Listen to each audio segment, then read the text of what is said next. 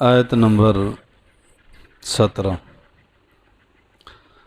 نحمدہ ونصلی علی رسولہ الکریم اما بعد اعوذ باللہ من الشیطان الرجیم بسم اللہ الرحمن الرحیم وتری الشمس اذا طلعت تزاور عن کہفہم ذات الیمین واذا غربت تقرضهم ذات الشمال وهم فی فجوة منہ صدق اللہ العظیم۔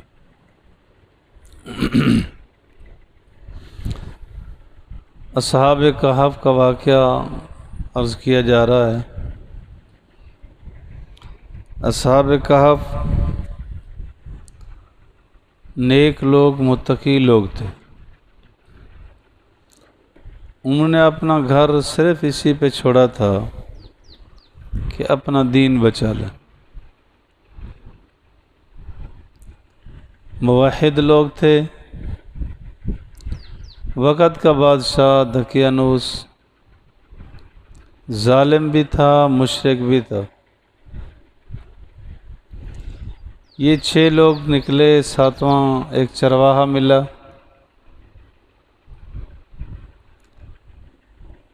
اور 8واں ان کے ساتھ پیچھے کتا ہو لیا۔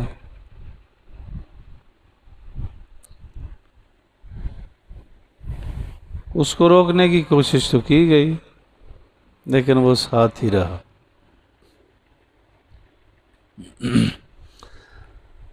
سوال یہ ہے کہ حدیث پاک میں آتا ہے کہ جس گھر میں کتا ہو رحمت کے فرشتے نہیں آتے۔ تو اصحاب کہف نے اپنے ساتھ کتا رکھ لیا۔ بالکل یہ حدیث پاک اپنی جگہ صحیح ہے کہ جس گھر میں کتا ہوگا رحمت کے فرشتے نہیں آئیں گے۔ لیکن کچھ مواقع پر آپ علیہ الصلوۃ والسلام نے استثناء بھی کی ہے۔ گھر کی حفاظت کے لیے، جانوروں کی حفاظت کے لیے، چوروں سے بچنے کے لیے کتا رکھا جا سکتا ہے۔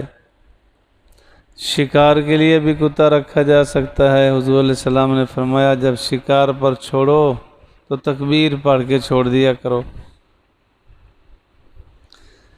تو اس حدیث پاک میں آیا کہ گھر میں کتا ہو، اگر کوئی باہر رکھے تو پھر گنجائش نکل آئے گی۔ گھر کے اندر ہوگا تو رحمت کے فرشتے نہیں آئیں۔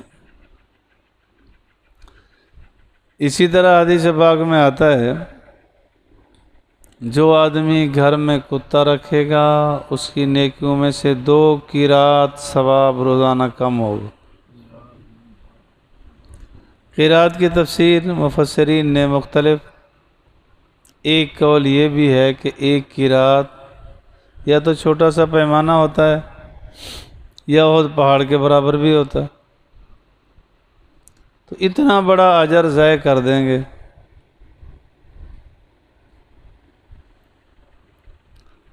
حضرت تھانوی رحمۃ اللہ علیہ فرماتے ہیں میں ٹرین کا سفر کر رہا تھا، ایک اور صاحب بھی، وہ جاننے پہچانے ہوئے تھے، بڑا آدمی تھا، کتا ساتھ رکھا ہوا تھا اس نے ٹرین میں۔ کتے پر ہاتھ پھیر کے کہتا ہے کہ مولانا سمجھ نہیں آتی کہ اسے حرام کیوں قرار دیا گیا، یہ تو بڑا پیارا جانور ہے۔ حضرت تھانوی نے فرمایا کہ میں نے کہا کہ اللہ نے حرام کیا ہے، اللہ ہی حکمت جانتے، لیکن میں نے اندازہ لگایا کہ یہ جواب اس کو سمجھ نہیں آیا یا اس نے توجہ نہیں کی۔ تو میں نے کہا کہ جی اس کی اور وجہ بھی ہے، وہ سیاسی آدمی بھی تھا، کہ شاید اللہ تعالیٰ نے کتے کو اس لیے حرام قرار دیا ہو کہ یہ اپنی قوم کا دشمن ہوتا ہے۔ کہتا ہے اس پر اس نے کہا ہاں مولانا یہ بات سمجھ آتی ہے کہ اپنی قوم کا نہیں ہوتا۔ تو کتے کے ساتھ انسیت تو نہیں چاہیے۔ کتے کی زیادہ مشابہت تو شیطان سے۔ دیکھیں باقی جس چیز کے بارے میں بھی آپ نے فرمایا کہ اگر منہ مار جائے تو 3 مرتبہ دھو وہ پاک ہو جائے گی۔ اس کے متعلق بھی فتویٰ تو یہی ہے کہ 3 مرتبہ دھونے پہ برتن پاک ہو جائے گا، لیکن حدیث پاک میں آتا ہے کہ 7 مرتبہ دھو لو، 8ویں مرتبہ مٹی سے مانجو پھر دھوو، اب پاک ہو جائے گا۔ تو مستحب یہی ہے کہ اس کے جھوٹے میں اتنا اثرت ہے، اتنا اثر ہے، لیکن جو اپنے ہاتھوں سے ان کو سیب کھلائے، اپنے بستر پر سلائے بٹھائے، کیا کیفیات ہوں گی۔ ایک لطیفہ بزرگوں کا عمل بھی ہے کہ جب کہیں آ جا رہے ہیں، اگر کتا بھونکنے لگا نا تو باسطن ذراعہ بالوسید، اگر یہ پڑھ لیا جائے تو کتا بھونکنا بند کر دے گا۔ جیسے بڑا کتا بھونکنے لگے، گھیرنے لگے تو اعوذ باللہ من الشیطان الرجیم، شیطان اعوذ باللہ من الشیطان الرجیم پڑھنے سے شیطان کے حملے سے بچ جائیں گے۔ بالکل اس سے انسیت تو نہیں چاہیے، لیکن اپنی جگہ انسان ہے، وفاداری ہونی چاہیے۔ کتے میں جانور ہونے کے باوجود بھی وفا ہے، وفا کرتا ہے۔ ایک کتاب ہے لطائف علمیہ، میں نے اس میں واقعہ پڑھا تھا کہ ایک صاحب جا رہا تھا، کتا اس کے ساتھ گھر سے نکلا، دریا کے کنارے گیا، نہانا چاہتا تھا۔ کتے نے رکاوٹ پیدا کی، آگے آ گیا، چادر کو پکڑ لیا، پھر اس نے چھڑوایا اور کپڑے اتارے، پانی میں جانے لگا تو کتے نے پہلے چھلانگ ماری۔ یہ کچھوے نے آگے منہ کھولا ہوا تھا، کتا دیکھ رہا تھا، تو اس نے یہ وفاداری کا ثبوت دیا کہ پہلے اپنی جان دے دی، بعد میں مالک کو پہنچنے دی۔ وفاداری سوکھے منہ کے ٹکڑے ڈالتے، کبھی باسے، کبھی نئے، کبھی پرانے، لیکن اس کتے نے دروازہ چھوڑا نہیں۔ ایمان والو، کتنا نعمتیں ہم استعمال کرتے ہیں۔ وَإِن تَعُدُّوا نِعْمَتَ اللَّهِ لَا تُحْصُوهَا، بے شمار اللہ کی نعمتیں کھا کر بھی رب کا در چھوڑے، بڑی نالائق ہے۔ رب کا در نہیں چھوڑے، کبھی کسی حال میں بھی نہ چھوڑے۔ تو اصحاب کہف صرف دین بچانے کے لیے اپنے گھر سے نکلے، اپنا ایمان بچانے کے لیے گھر سے نکلے۔ افسوس نامی شہر تھا ایشیا میں، کوچک کے نامی، 9 میل کے فاصلے پر یہ غار تھی۔ یہ تشریف لے گئے تو اسی غار میں پہنچے، لیٹے، نیند آئی۔ اللہ تعالیٰ نے 309 سال نیند میں رکھا، مگر زندہ تھے، مردہ نہیں۔ اب اس غار کا جو منہ تھا وہ شمال جنوب میں تھا۔ سورج جب نکلتا تو روشنی تو آتی تھی، دھوپ نہیں آتی تھی۔ غروب ہوتا تب بھی اس کے اندر دھوپ نہیں آتی تھی۔ اللہ تعالیٰ نے ان کی اپنی قدرت سے نیند میں کرنٹیں بھی بدلتے رہے۔ وہ مختلف اقوال ہیں مفسرین محدثین کے کہ اللہ تعالیٰ نے ان کی کروٹ بدلی، کبھی تو 10 سال بعد، کبھی فرماتے ہیں 9 سال بعد، کچھ مفسرین فرماتے ہیں سال بعد، بعض کہتے ہیں سال میں 2 مرتبہ۔ نیند میں کروٹ بدل بھی جاتی ہے، کبھی خیال بھی نہیں آتا، لیکن نیند پر خوابوں میں سب کچھ نہیں ہوتا، خواب میں سب کچھ نہیں ہوتا۔ خواب پر آدمی کبھی نہ چلے، 100% سچا خواب تو نبی کا ہوتا ہے، بس وہ وہی ہوا کرتا ہے۔ غیر نبی کا خواب 100% سچا نہیں ہوتا، کبھی سچا بھی ہوتا ہے کبھی جھوٹا بھی ہوتا ہے۔ بات تو یہ ہے کہ جتنا آئینہ صاف ہوگا اتنا ہی منہ صاف نظر آئے گا۔ اولیاء اللہ کے اکثر کے خواب سچے ہوتے ہیں، ہمارے اکثر جھوٹے ہوتے ہیں۔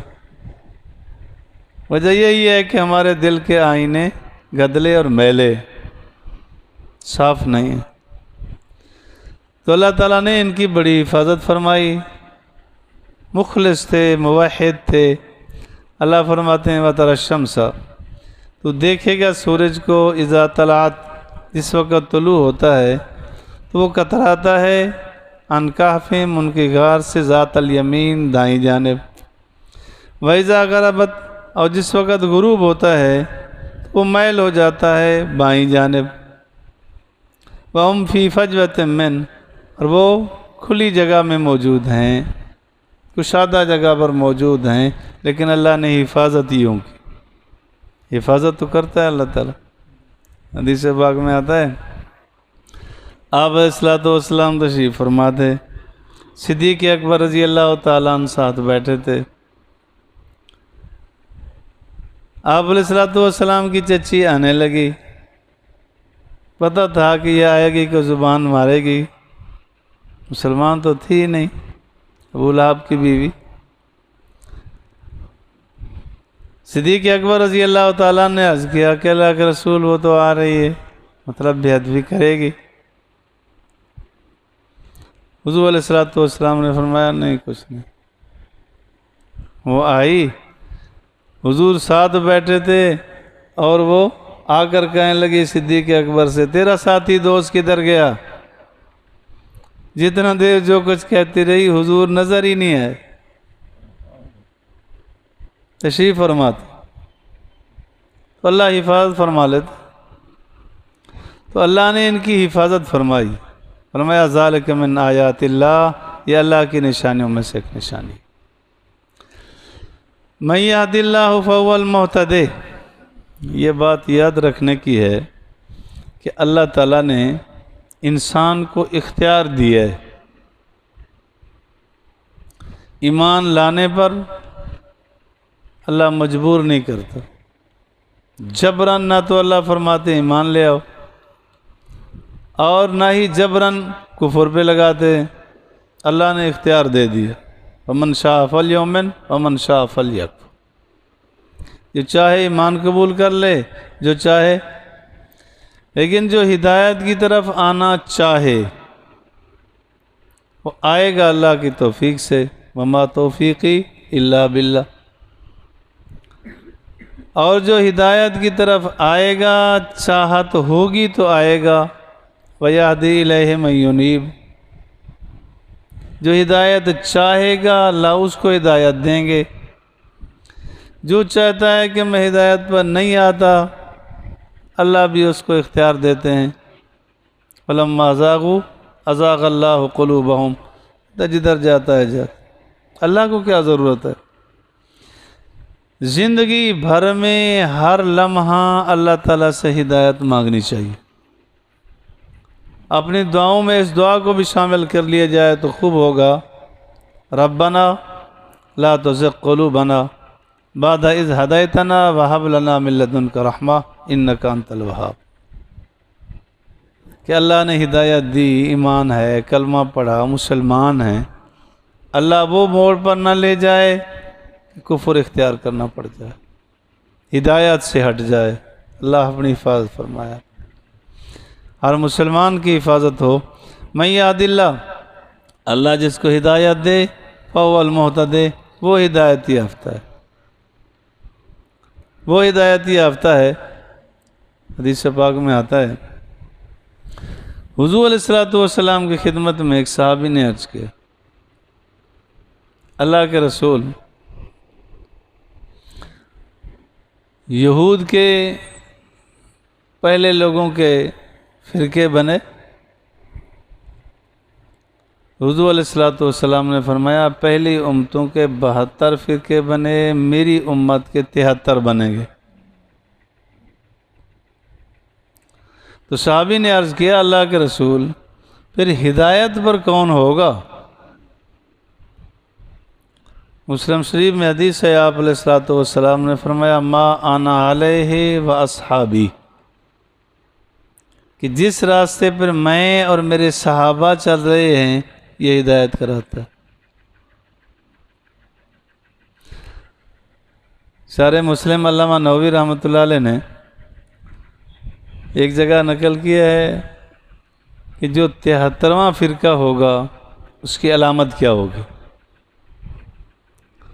فرماتے ہیں جو 73واں فرقہ ہوگا اس کی علامت یہ ہے کہ وہ اکابرین کا گستاخ ہوگا. کوئی نبی کے گستاخ، کوئی صحابہ کے گستاخ، کوئی اولیاء اللہ کے گستاخ.